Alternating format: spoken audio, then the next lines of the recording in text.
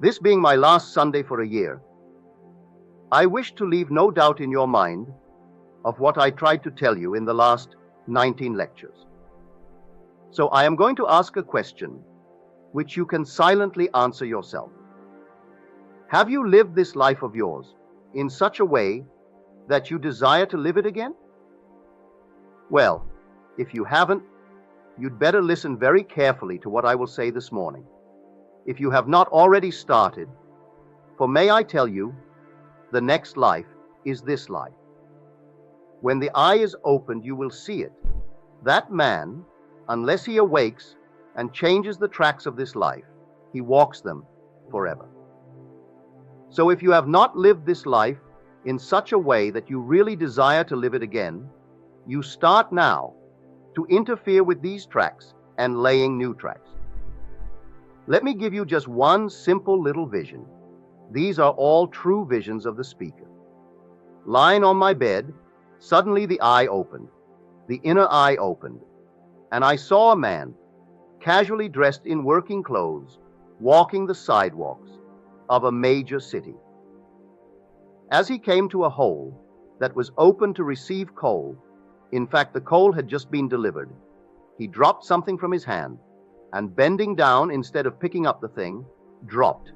He picked up huge hunks of coal that were scattered around the hole, and then my vision relaxed. When I reconcentrated the vision, it was on the early part of that scene of the man walking down the sidewalk. He came to the manhole, he dropped as he had in the previous state. Bending down, he picked up the coal as he had done before. Everything was in detail. As I saw it for the second time, I said, now that scene hasn't changed one iota. My attention again relaxed.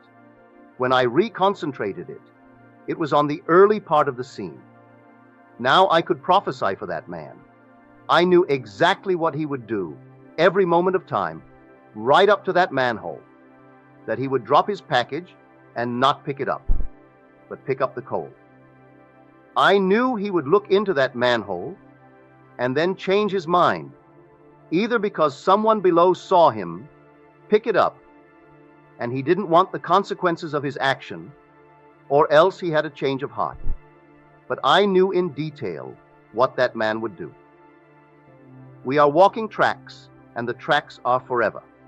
And by the mere curvature of time, your next life is this life. You simply replay it. So if you have not so played it that you are proud of it, you start now and you start the change today. We have given you a system by which you change it.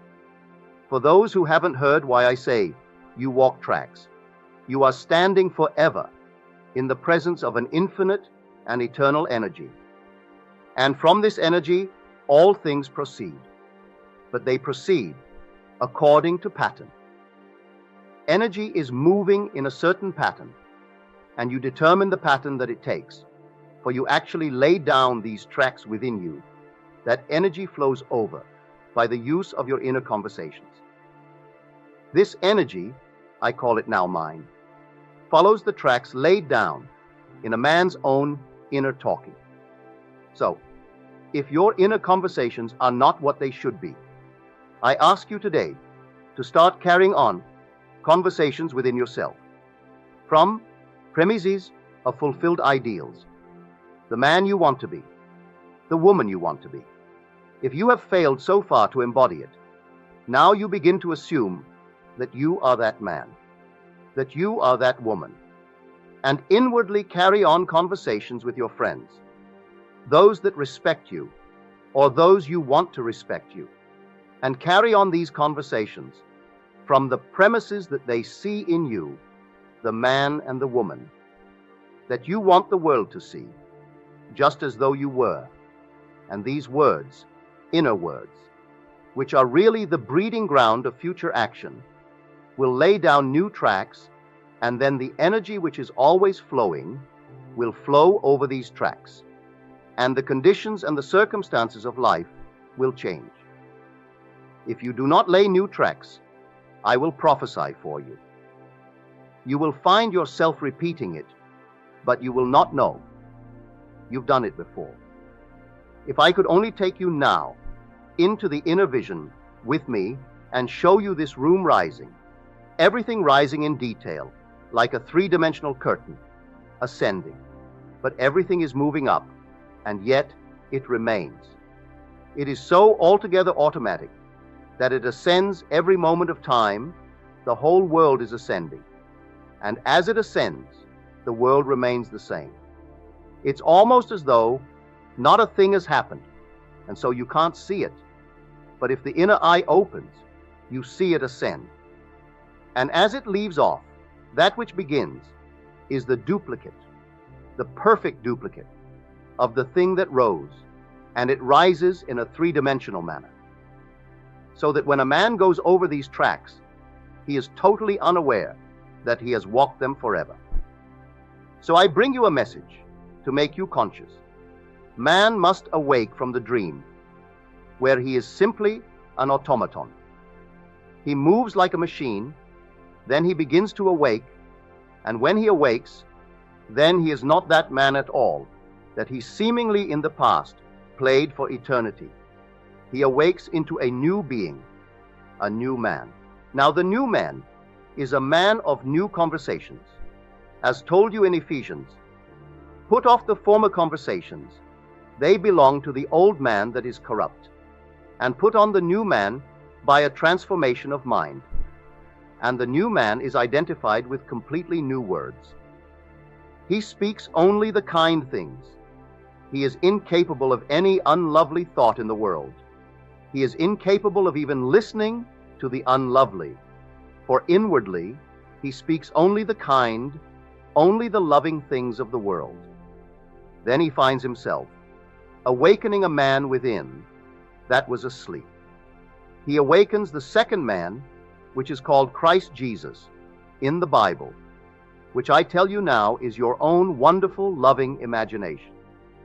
When imagination awakes, it is incapable of being exercised in any way outside of the loving way. So every time you use your imagination lovingly, you are literally awakening this inner man, and you're mediating God to man. If I think of anyone in a loving way, I'm in contact with that being, and God flows toward him. Now, because this is my last Sunday, I will give you what I gave the class last Friday. Do not see it just as some metaphorical picture. See it as an actual picture. Imagine yourself at the very base of a wonderful waterfall, and that water is flowing beautifully on you. And imagine it's flowing through you, and now from you, and flowing towards someone you think of. I make this statement because it's a true statement. We are now in Eden, but we are asleep, as told you in the 2nd of Genesis. Man went sound asleep when he was placed to dress it and to keep it. To awake, do this. Just imagine yourself the center through which water radiates, and everyone in this world is rooted in me and ends in me as I am rooted in and end in God. So I am in God's garden. It's Eden. But in God's garden, every man in the world has a plot, a little garden. In that garden, there are trees that grow. You can see them. If I look at this man now and inwardly look at his plot, in my garden, I will see the trees. Some will be called health. Some I call wealth. The tree of dignity, the tree of nobility, the tree of being wanted. They may be withered. They will never really die, but they may be withered. They are in need of water. Just imagine that you are watering that plant and see in your mind's eye the leaves appear on what formerly was a barren plant.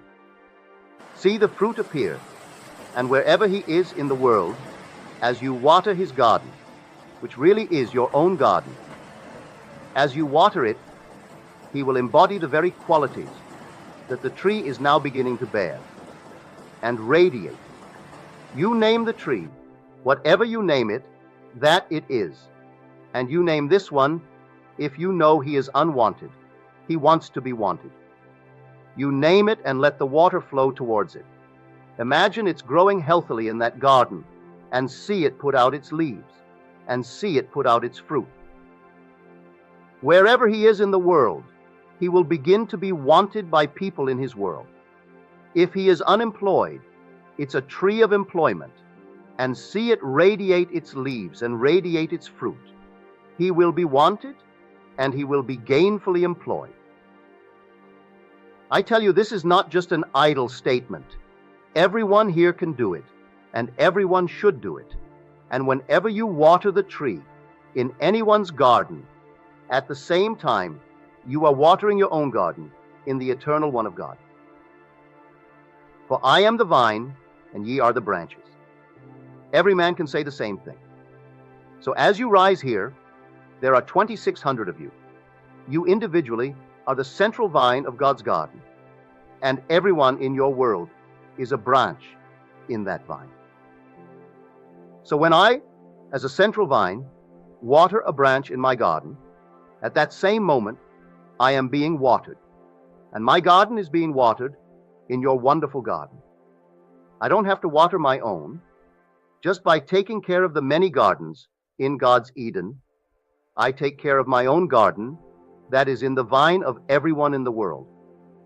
You try it, and you can bless everyone in the world, and then eventually the eye opens, the ear opens, the inner man awakes, and you see the most glorious world, which is always here to be seen. Only we in our sleep had shut it out. We shut the whole wonderful golden world out by going to sleep and becoming an automaton. But take me seriously, for your next life is this life. You make this life what you want to make it. Because if you don't, you will find yourself automatically, and you won't even know it. Because as a sleeping person, you don't know you are walking the same track. But if I could only take you within me and let you see with the eye of the inner eye and watch these automatons in the world, sleeping people. Yes, the eye is open and they seem to be awake, but they're really sound asleep, for they're repeating the same thing. Now become conscious. As you become conscious, you enter the most glorious circle of awakened humanity. I call it the conscious circle of humanity. Or as my old teacher used to call it, the brothers. It simply means the awakened man. And when he awakes, they're all glorious beings, for they are all the image of the Divine One. So try it today with the art of revision. At the end of this day, review today. If some unlovely thing in the day, don't allow it. You rewrite it. Take that same scene and rewrite it. And having rewritten it, replay it. In your imagination, you imagine the action to be unfolding, and you replay everything in the world. As you replay it, as you ought to have played it the first time, you've changed it. And the moment is never receding, as people think. The moment is advancing. Now, this may seem an insane statement to tell you, that yesterday is today's future. It seems insane. You think it's not. It's past. But by the curvature of time, you will discover, but you will not know it, because you will be asleep unless you begin to awaken, and you will come upon what is yesteryear in your future. For the moment is never receding. It is always advancing into the future to confront us. And so, if you don't change it, you will simply find yourself repeating over and over what, luckily in God's infinite mercy, that sleep shuts out the memory of it. So you are doing it, and you think you're doing it for the first time. But I ask you to awake for the purpose of this platform. It's to awaken everyone who comes here, that we may all enter this brotherhood of awakened humanity. Now, we are told there were 2 gifts given to man at birth. It doesn't mean this little birth when I left my mother's womb, but when I left the womb of my father. That is the grand womb, the womb of creation. When, before the world was, he created me and made me perfect and set me in this world for a purpose, educative purpose. But he gave me two gifts. He gave me his own mind, and he gave me the gift of speech, the very thing he used to create a world. So he spoke the world into being, and then gave me the gift by which he spoke the world into being. So he gave me mind and speech. If I use the gift wisely and do it rightly, I will be led into the realization, into the fulfillment of my every desire. Not one is beyond my ability to realize. If I continually use it wisely, when I quit the body, as the world calls a man dead, when I leave this into another dimension, by the wise use of the same two gifts, I will be brought into the company of the blessed if I awake. If I don't use it wisely, I continue my circle of sleep. If I use it wisely, I will break the circle of recurrence and rise beyond it into eternity. If I don't, I continue on the curved line of time and repeat it over and over until someday I awake. For I am destined to be conformed to the image of his Son. So I have no doubt that everyone will awake. But why not start the awakening process now? And you start it by practicing the art of revision. You try it. Don't treat it idly. I ask you, and I beg you to read and read over and over again the chapter, The Pruning Shears of Revision, and take it day after day, and never let the sun descend upon your wrath. Any vexation or any problem of the day, resolve it before you sleep, and carry that resolved picture into sleep, and you will find the inner man awakening. But you try it with your friends, and that you are the grand waterfall. The Bible speaks of water. The mystic knows it does not mean water, it means truth. And so, when I see anyone in my mind's eye and see him free, I am giving him the only truth that will set him free. So if I water his plant, imagine the water is really going to it, and I see the leaves begin to appear, and that man becoming free. He becomes healthy, he becomes secure, he becomes loved. Then those trees are growing beautifully in my garden. And so as I do that, not only will he benefit from my watering his plant, but I will benefit. I will begin to awaken. So I ask everyone here to really try it. Now I know today the title was The Coin of Heaven, but this being the last day, I thought I would simply give a sort of quick summary of what I have tried to tell you. For the purpose behind the 19 lectures was to stimulate you to interfere with your time track, that you may do something about it, for the passage of time cannot change it. If you wait, thinking there is going to be some change beyond the grave, I tell you, you will wait in vain. There is no transforming power beyond the grave. All transforming power is in man, now, to interfere with his time track, and you interfere with it by simply changing one moment in the course of a day, not accepting it as final, no matter how factual the day. You know you did have that experience. Don't allow the day to descend upon it and say, well, I did have it. Go back to that moment in time. Rewrite it, replay it in the revised version, and do it over and over in your imagination until that takes on the tones of reality. As it takes on the tones of reality, you have changed your future. Take another incident and change it, and keep on changing all the little episodes, all the little experiences, and make them conform to a more idealistic experience and relive it. If anyone is here for the first time, you might think, well, that's fooling yourself, but you try it. Try it and see if the inner man will not awaken. And when he awakens, you will see a world that is automatic. You will see a world that's a machine, and the whole vast world playing their parts that they played forever and will continue to play on the curvature of time forever. until he snaps out of it and rises from the dead. As you are told, awake, you that sleep, and rise from the dead. The state called sleep now is likened unto death, where the son has died. So we are told the second son, the prodigal, that when he returned from that cycle and he was met, the father said, "He that was lost is found, and he that was dead is alive again."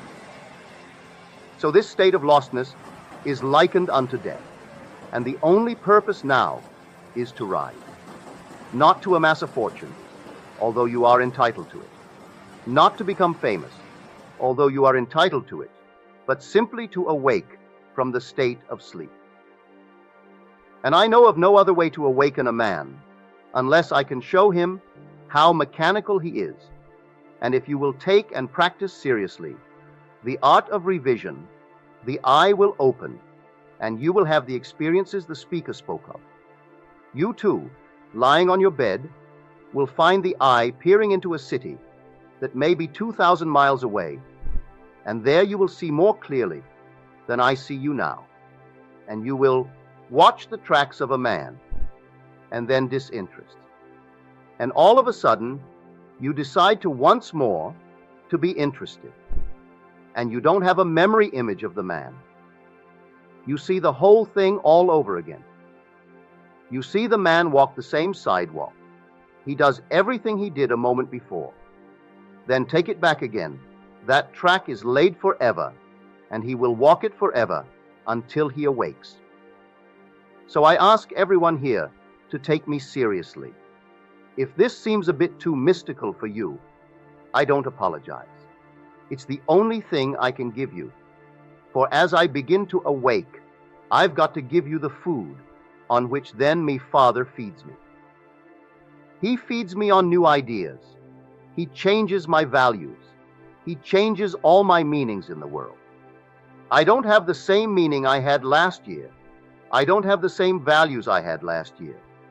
For the motives I had last year might have been along a different line.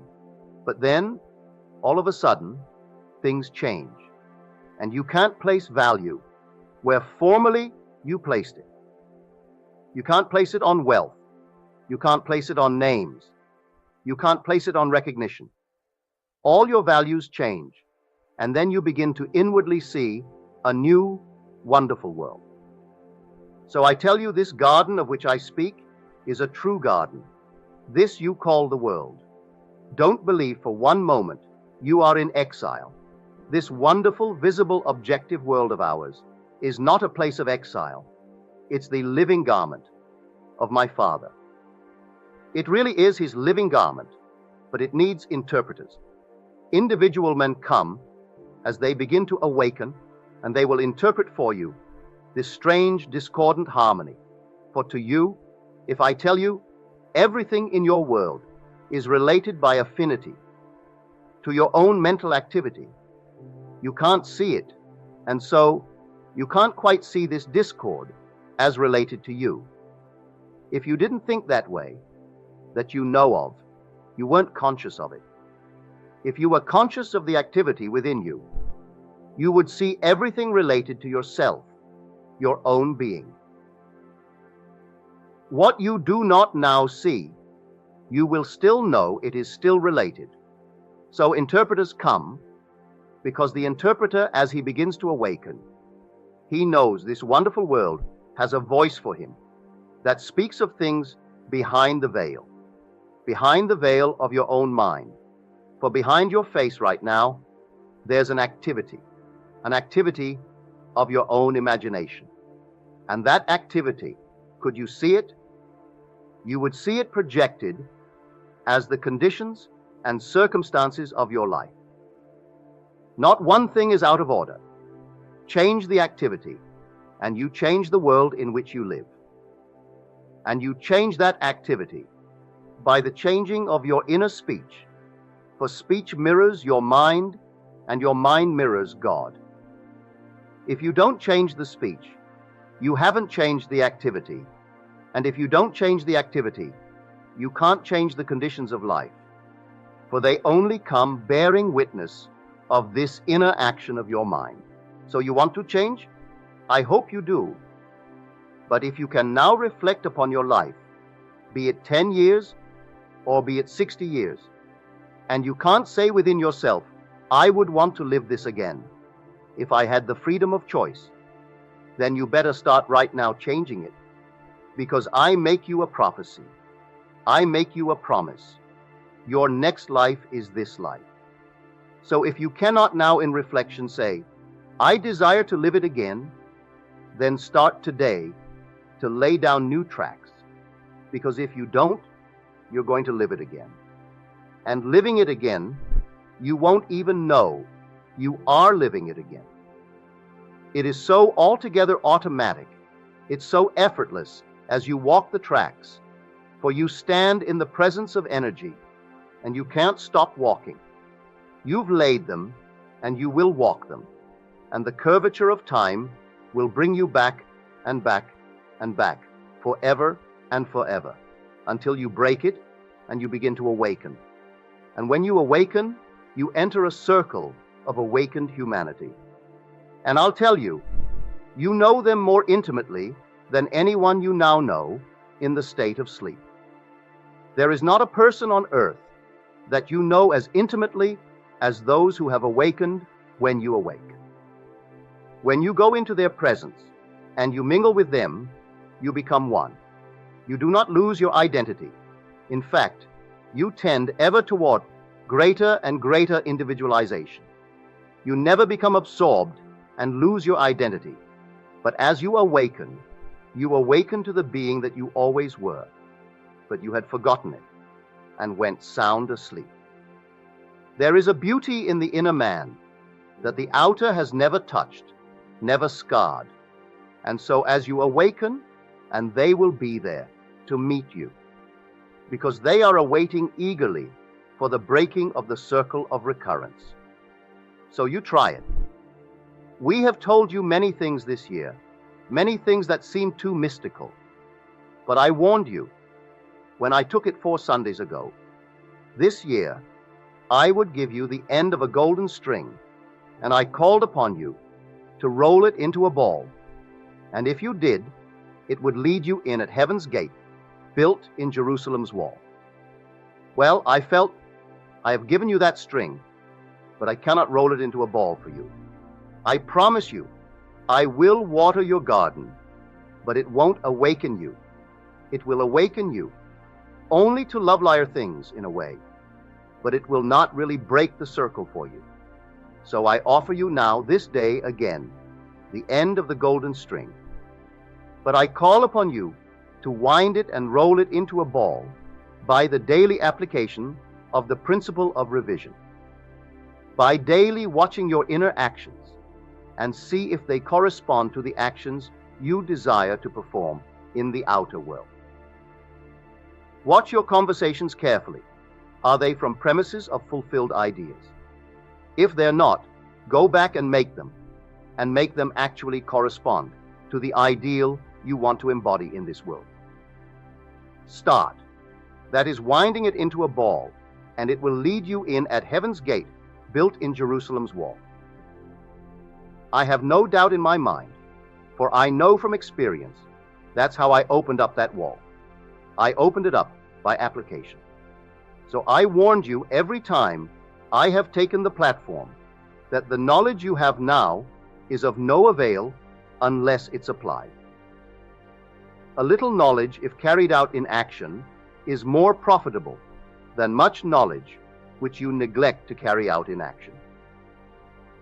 If you had all the knowledge in the world and you didn't put it into practice, you wouldn't awaken. Now here this morning, everyone has heard it. You take it today and start this day revising, and watch the circle begin to snap. Watch the eye begin to open.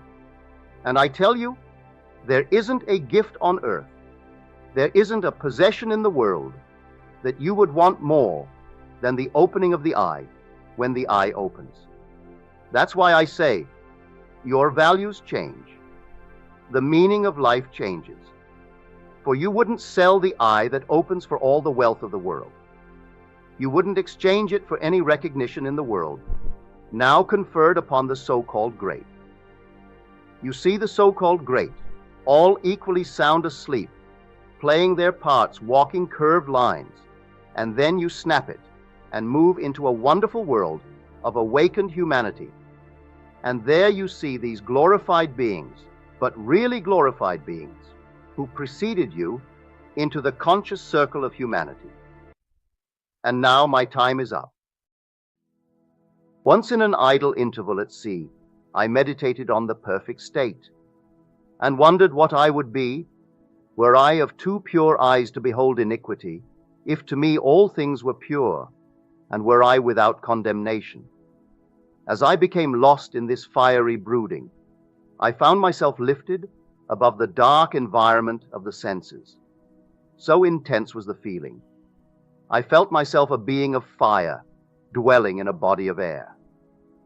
Voices, as from a heavenly chorus, with the exaltation of those who had been conquerors in a conflict with death, were singing, "He is risen, he is risen." And intuitively I knew they meant me. Then I seemed to be walking in the night. I soon came upon a scene that might have been the ancient pool of Bethesda, for in this place lay a great multitude of impotent folk, blind, halt, withered, waiting not for the moving of the water, as of tradition, but waiting for me. As I came near, without thought or effort on my part, they were, one after the other, molded as by the magician of the beautiful. Eyes, hands, feet, all missing members, were drawn from some invisible reservoir and molded in harmony with that perfection which I felt springing within me. When all were made perfect, the chorus exulted, "It is finished." Then the scene dissolved and I awoke. I know this vision was the result of my intense meditation upon the idea of perfection, for my meditations invariably bring about union with the state contemplated. I had been so completely absorbed within the idea that for a while I had become what I contemplated, and the high purpose with which I had for that moment identified myself drew the companionship of high things and fashioned the vision in harmony with my inner nature. The ideal with which we are united works by association of ideas to awaken 1,000 moods, to create a drama in keeping with the central idea. I first discovered this close relationship of moods to vision when I was aged about 7. I became aware of a mysterious life quickening within me like a stormy ocean of frightening might. I always knew when I would be united with this hidden identity, for my senses were expectant on the nights of these visitations, and I knew beyond all doubt that before morning I would be alone with immensity. I so dreaded these visitations that I would lie awake until my eyes from sheer exhaustion closed. As my eyes closed in sleep, I was no longer solitary, but smitten through and through with another being, and yet I knew it to be myself. It seemed older than life, yet nearer to me than my boyhood. If I tell what I discovered on these nights, I do so not to impose my ideas on others, but that I may give hope to those who seek the law of life. I discovered that my expectant mood worked as a magnet to unite me with this greater me, while my fears made it appear as a stormy sea. As a boy, I conceived of this mysterious self as might, and in my union with it I felt its majesty as a stormy sea which drenched me, then rolled and tossed me as a helpless wave. As a man I conceived of it as love, and myself the son of it, and in my union with it, now what a love enfolds me. It is a mirror to all. Whatever we conceive it as being, that it is to us. I believe it to be the center through which all the threads of the universe are drawn. Therefore, I have altered my values and changed my ideas so that they now depend upon and are in harmony with this sole cause of all that is. It is to me that changeless reality which fashions circumstances in harmony with our concepts of ourselves. My mystical experiences have convinced me that there is no way to bring about the outer perfection we seek other than by the transformation of ourselves. As soon as we succeed in transforming ourselves, the world will melt magically before our eyes and reshape itself in harmony with that which our transformation affirms. Two other visions I will tell, because they bear out the truth of my assertion that we, by intensity of love and hate, become what we contemplate. Once, with closed eyes made radiant from brooding, I meditated on the eternal question, "Who am I?" and felt myself gradually dissolve into a shoreless sea of vibrant light, imagination passing beyond all fear of death. In this state, nothing existed but myself, a boundless ocean of liquid light. Never have I felt more intimate with being. How long this experience lasted, I do not know. But my return to earth was accompanied by a distinct feeling of crystallizing again into human shape. At another time, I lay on my bed, and with my eyes shut as in sleep, I brooded on the mystery of Buddha. In a little while, the dark caverns of my brain began to grow luminous. I seemed to be surrounded by luminous clouds, which emanated from my head as fiery, pulsating rings. I saw nothing but these luminous rings for a time. Then there appeared before my eyes a rock of quartz crystal. While I gazed upon it, the crystal broke into pieces, which invisible hands quickly shaped into the living Buddha. As I looked on this meditative figure, I saw that it was myself. I was the living Buddha whom I contemplated. A light like the sun glowed from this living image of myself with increasing intensity until it exploded. Then the light gradually faded, and once more I was back within the blackness of my room. Out of what sphere or treasury of design came this being mightier than human, his garments, the crystal, the light?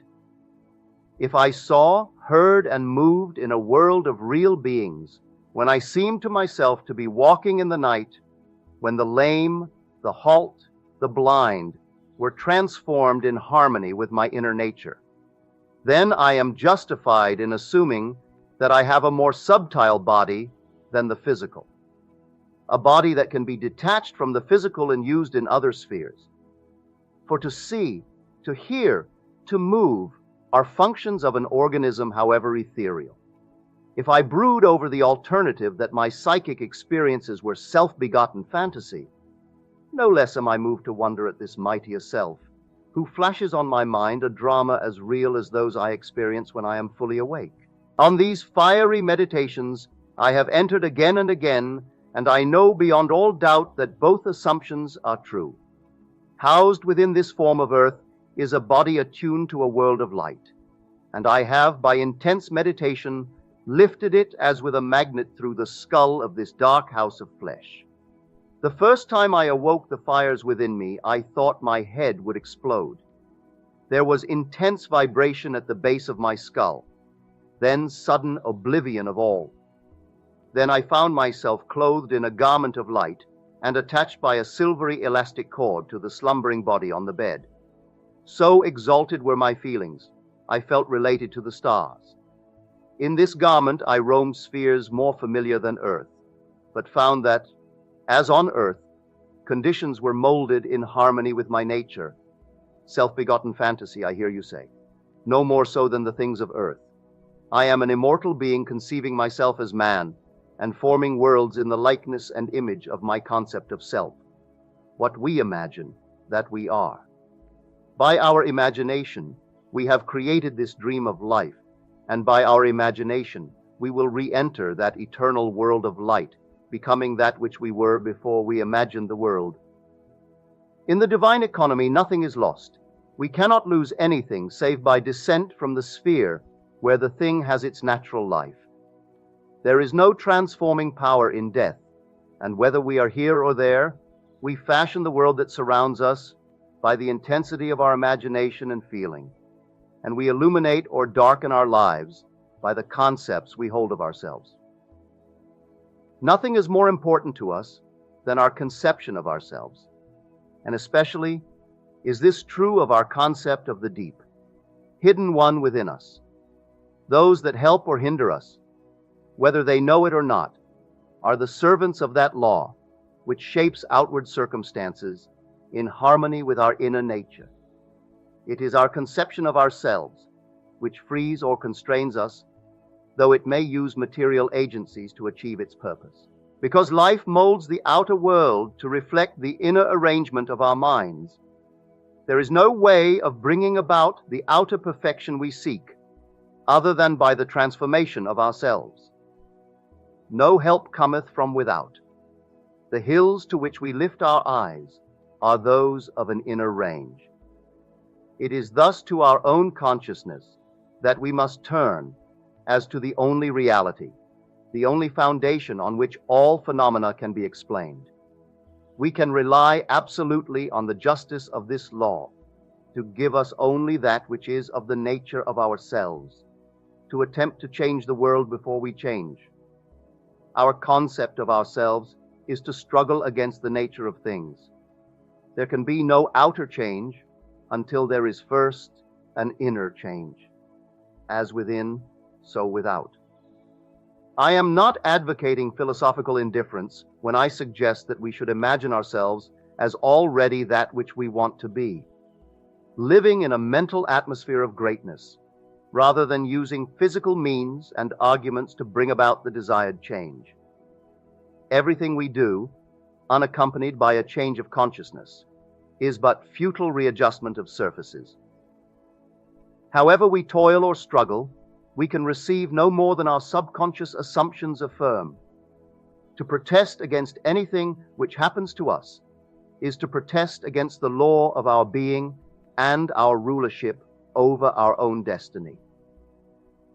The circumstances of my life are too closely related to my conception of myself, not to have been launched by my own spirit from some magical storehouse of my being. If there is pain to me in these happenings, I should look within myself for the cause, for I am moved here and there and made to live in a world in harmony with my concept of myself. Intense meditation brings about a union with the state contemplated, and during this union we see visions, have experiences, and behave in keeping with our change of consciousness. This shows us that a transformation of consciousness will result in a change of environment and behavior. However, our ordinary alterations of consciousness, as we pass from one state to another, are not transformations, because each of them is so rapidly succeeded by another in the reverse direction. But whenever one state grows so stable as to definitely expel its rivals, then that central habitual state defines the character and is a true transformation. To say that we are transformed means that ideas previously peripheral in our consciousness now take a central place and form the habitual center of our energy. All wars prove that violent emotions are extremely potent in precipitating mental rearrangements. Every great conflict has been followed by an era of materialism and greed, in which the ideals for which the conflict ostensibly was waged are submerged.